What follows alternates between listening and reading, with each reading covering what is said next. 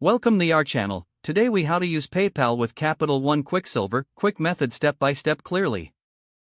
To get started using PayPal with your Capital One Quicksilver, first, log into your PayPal account. If you don't have a PayPal account yet, you will need to create one. Once logged in, navigate to the wallet section of your PayPal account.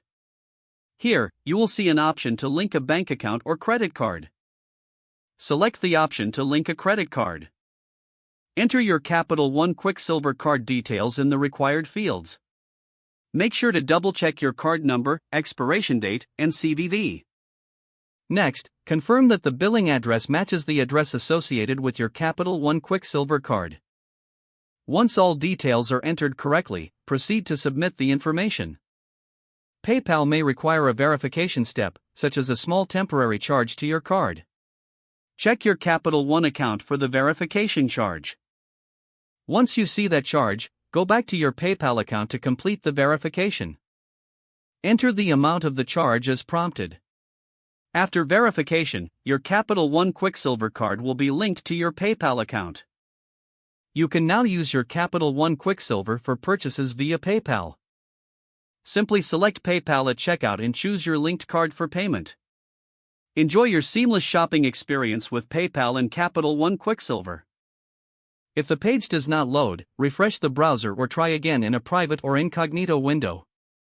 Make sure you are using the correct email address, then retype it carefully to avoid small typos. If your password is not accepted, use the reset option and create a new strong password you can remember. Check your spam folder for verification or security emails, then complete any requested confirmation steps.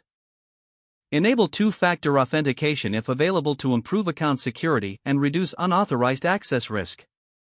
After signing in, review your profile details so your contact information and settings are accurate and current.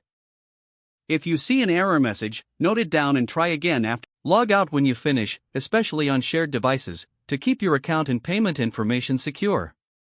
If the page does not load, refresh the browser or try again in a private or incognito window. Make sure you are using the correct email address, then retype it carefully to avoid small typos. If your password is not accepted, use the reset option and create a new strong password you can remember. Don't forget to like this video and subscribe to our channel for more step-by-step tech guides.